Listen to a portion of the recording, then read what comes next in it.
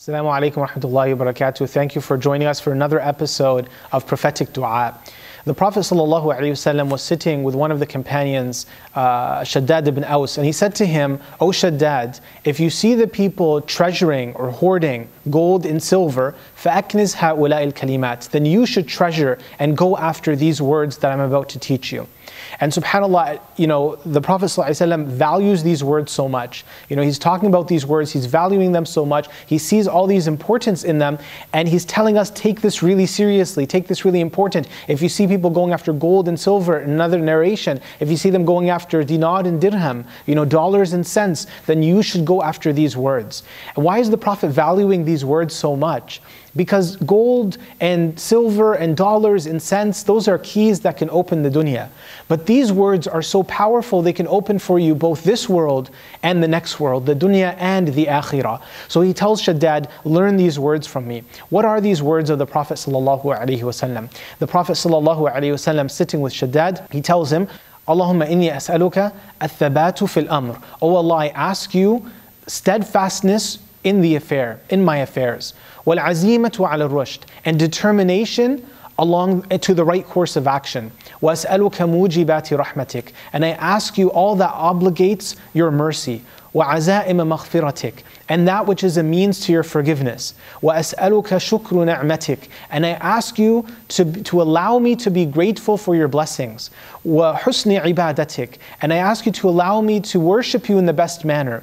وَأَسْأَلُكَ قَلْبًا سَلِيمًا, and I ask you for a heart which is sound. وَلِسَانًا صَادِقًا, and a tongue that is truthful. وَأَسْأَلُكَ مِنْ خَيْرِ مَا تَعْلَمُ, and I ask you for all the good that you know. And I seek refuge in you. وَأَعُوذُ بِكَ مِنْ شَرِّ مَا تَعْلَمُ, I seek refuge in you from the evil that you know. وَأَسْتَغْفِرُكَ لِمَا تَعْلَمُ, and I seek forgiveness in you from what you know. إِنَّكَ أَنْتَ عَلَّامُ الْغُيُوبِ, indeed you are the one who knows all that is hidden, all that is in the unseen. SubhanAllah, it's such a powerful, beautiful dua. And the Prophet ﷺ teaches us and tells us that this is better than gold and silver. Because realize, brothers and sisters, gold and silver and these things go away. They run out. People who have them, they have them until they don't have it. But what we do with Allah subhanahu wa ta'ala, Allah subhanahu wa ta'ala says, مَا عِنْدَكُمْ يَنْفِذْ وَمَا عِنْدَ اللَّهِ بَاقٍ. What is with us, i.e. what is in this world, يَنْفَذْ, it runs out. وَمَا عِنْدَ اللَّهِ بَاقٍ, but what is with Allah subhanahu wa ta'ala shall remain. So chase after that which will remain. The Prophet ﷺ begins this dua saying, Allahumma inni as'aluka al-thabatu fil amr. Oh Allah, I ask you for steadfastness in all of my affairs. Give me steadfastness. Allow me to be firm. And the affair that the Prophet ﷺ is referring to mostly is the affair of worshipping Allah subhanahu wa ta'ala, the affair of this religion, of this path, of making dua, of praying to Allah subhanahu wa ta'ala. And Aisha radiallahu anha, she says, the dua that the Prophet ﷺ made the most was Ya muqallib al-qulub thabbit qalbi ala dinik, that he would say, "O you who alternates the heart, make my heart firm upon this religion." So asking Allah for firmness, to be steadfast and firm on the deen, was the dua the Prophet ﷺ made the most.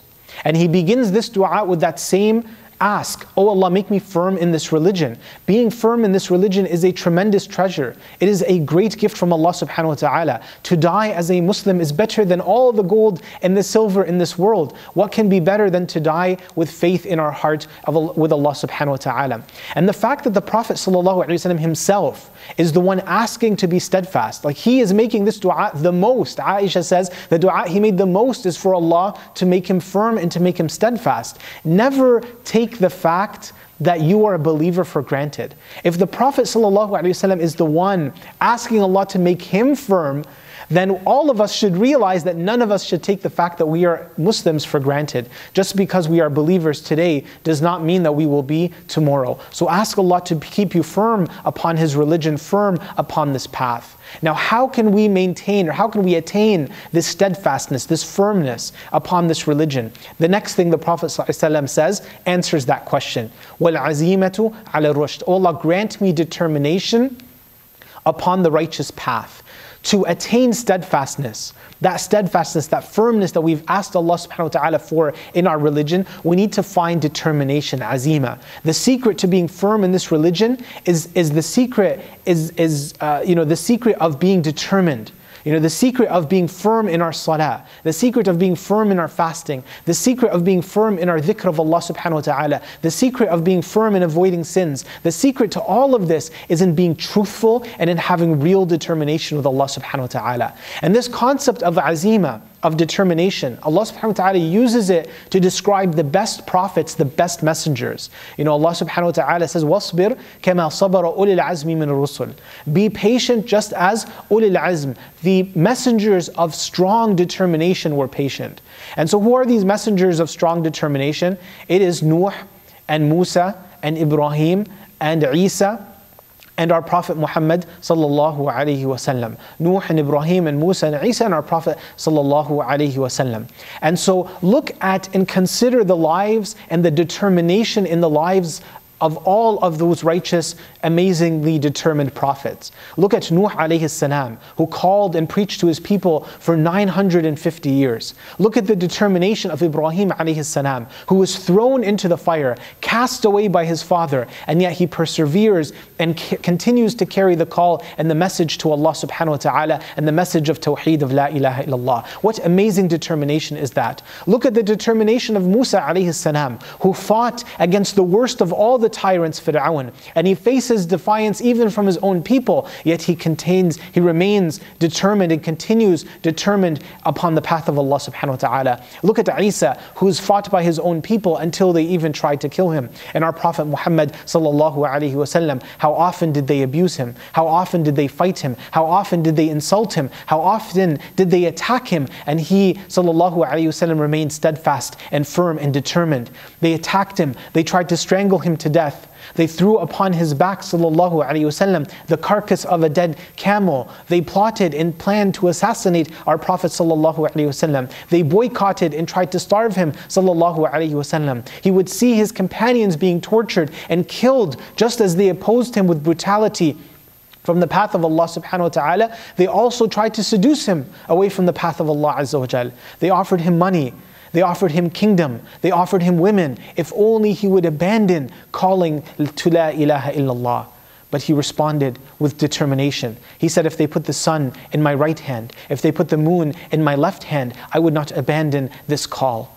This is the determination of the Prophet ﷺ. His truthful, determined conviction carried him and made him steadfast upon this religion. And we too need to carry that same steadfastness as we call to Allah subhanahu wa ta'ala. Then the dua continues, وَأَسْأَلُكَ مُوجِبَاتِ رَحْمَتِكَ وَعَزَائِمَ مَغْفِرَتِكَ. That, oh Allah, I ask you for that which obligates your mercy, and I ask you for the means of your forgiveness. And this is an interesting, very beautiful phrasing from the Prophet ﷺ. Just as we ask Allah to make us firm in this religion, we should realize no matter how determined we are, no matter how firm we are in this religion, we have to realize that we are human beings and we are going to err and we are going to fall short and we are not going to be as good as we want to be or as we aim to be. And if we are going to fall short, therefore we need to ask Allah subhanahu wa ta'ala for His mercy and for His forgiveness. And the Prophet ﷺ, he says, أَسْأَلُكَ مُوجِبَاتِ رَحْمَتِكَ. I ask you for that which obligates your mercy. Meaning there are certain things that if we do them, we will attain Allah subhanahu wa ta'ala's mercy. Right? There are certain things, if we were to do it, we attain the mercy of Allah subhanahu wa ta'ala. And the Prophet is asking, oh Allah, give me all of these things that attain the mercy of Allah. So for instance, Allah subhanahu wa ta'ala says, وَإِذَا قُرِئَ الْقُرْآنِ فَاسْتَمِعُوا لَهُ وَأَنصِتُوا لَعَلَّكُمْ turhamun. That Allah says when the Quran is recited, then listen to it and pay attention for what? For you may achieve mercy from Allah subhanahu wa ta'ala. You may receive mercy from Allah azza wa jal. So listening to the Quran and paying attention to it is one of the things that brings us the mercy of Allah azza wa jal. وَأَطِيعُوا الرَّسُولَ لَعَلَّكُمْ تُرْحَمُونَ. He also says, Allah subhanahu wa ta'ala, follow or obey the Prophet so that you may have mercy. Following the sunnah of the Prophet ﷺ is something that helps us attain the mercy of Allah. Being merciful to other people, the Prophet ﷺ said, those who are merciful to other, the most merciful will show them mercy. So when we are merciful and compassionate to other people, that is something that allows us to attain the mercy of Allah. So this one phrase, وَأَسْأَلُكَ مُوجِبَاتِ رَحْمَتِكَ, I ask you for that which obligates your mercy, it is asking for all of these things at once. Anything that allows me to attain the mercy of Allah, oh Allah, allow me to have it. Likewise, it's true for the next phrase, وَعَزَائِمَ مَغْفِرَتِكَ, that which causes us, or the means to your forgiveness. What is the means to the forgiveness of Allah subhanahu wa ta'ala? The Prophet told us so many things. Fasting in Ramadan. The Prophet says, whoever fasts Ramadan, imanan wa ihtisaban, with faith and expecting reward from Allah subhanahu wa ta'ala, غُفِرَ لَهُ مَا تَقَدَّمَ مِن ذَنْبِهِ. All of his sins will be forgiven. His past sins will be forgiven. Whoever stands in prayer in Laylatul Qadr, his sins will be forgiven. Whoever makes dhikr of Allah subhanahu wa ta'ala, when we remember Allah azza wa jalla, the Prophet says, whoever says subhanallah bihamdi 100 times in the day, that his past sins will be forgiven. All of these different things, going for umrah, one umrah to the other umrah will forgive your sins. Going for hajj, when you go for hajj, your sins are forgiven. And many, many more things we don't even have time to mention. All of these things give us forgiveness. And this one phrase that we're asking, عَزَائِمَ مَغْفِرَتِكَ, all of the means to your forgiveness, O Allah subhanahu wa ta'ala, it's as if in this one phrase, we're asking Allah to give us all of these different things. Allow us to fast Ramadan, allow us to witness Laylatul Qadr, allow us to go for hajj, allow us to go for umrah. We're asking for all of these things with this single phrase, allow me the means to your forgiveness. The next thing the Prophet ﷺ says in the dua, وَأَسْأَلُكَ شُكْرَ نِعْمَتِكَ وَحُسْنِ عِبَادَتِكَ. I ask you to make me thankful for your blessings, and I ask you to make me worship you in the best manner. And these are two incredible, beautiful meanings for us. Realize our lives are always between patience and gratitude. The beginning of this dua is talking about being steadfast. It's talking about being determined. And we are determined against obstacles, against difficulties, against hardships. And when we go through those hardships, we need to be patient.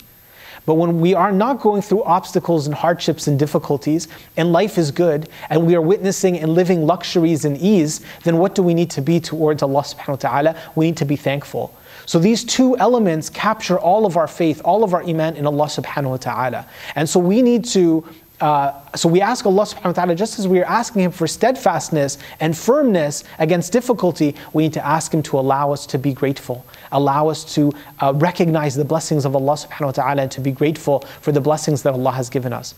And then He says, وَحُسْنِ عِبَادَتِكَ, and to worship Allah in the best manner. And the worshipping Allah subhanahu wa ta'ala is often connected to gratitude with Allah. So for instance, the Prophet ﷺ says, at the end of each prayer, he told Mu'adh ibn Jabal, at the end of each prayer, you should say, Allahumma a'inni ala dhikrika wa shukrika wa husni ibadatik. Oh Allah, help me or aid me in remembering you and in being thankful to you and in worshipping you in the best manner. So being thankful and worshipping Allah subhanahu wa ta'ala in the best manner is something the Prophet paired together often. And so many people worship Allah, but when they worship Allah subhanahu wa ta'ala, they don't worship Him in the best manner. You know, their prayer is very fast, very swift. You know, they're reciting the words and they're not even thinking about it. If they make dua, they're saying Ameen and they're not even thinking about what they're asking for or who they're asking. So how do we make sure that we have presence of mind when we worship Allah? How do we make sure that when we worship Allah, our emotions are there, we're mindful?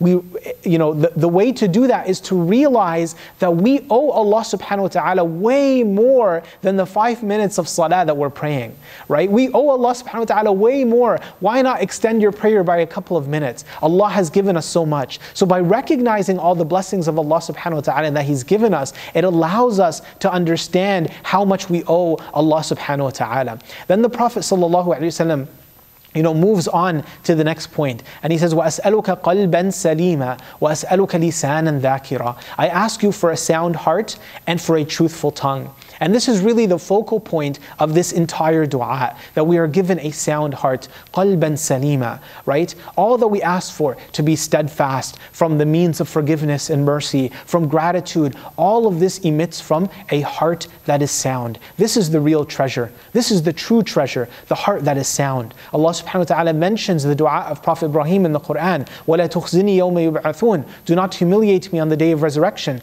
يَوْمَ لَا يَنْفَعُ مَالٌ وَلَا بَنُونَ. The day when neither wealth nor children will benefit the person, إِلَّا مَنْ أَتَى اللَّهَ بِقَلْبٍ سَلِيمٍ, except for the person who arrives with a heart that is sound. The heart that is sound is the one that is free and safe from shirk, from worshipping other than Allah, and from riya, from showing off for the people, and from arrogance, and from conceit, and from following our baser desires and lusts, and from envy, and from jealousy, and from assuming the worst about others, and from hatred and bitterness. These are the diseases of of the heart.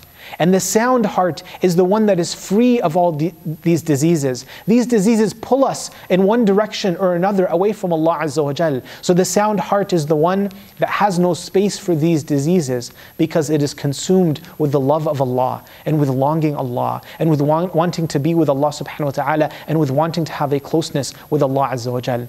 Then the dua continues, قَلْبًا سَلِيمًا وَلِسَانًا صَادِقًا. I ask you for a sound heart and for a truthful tongue.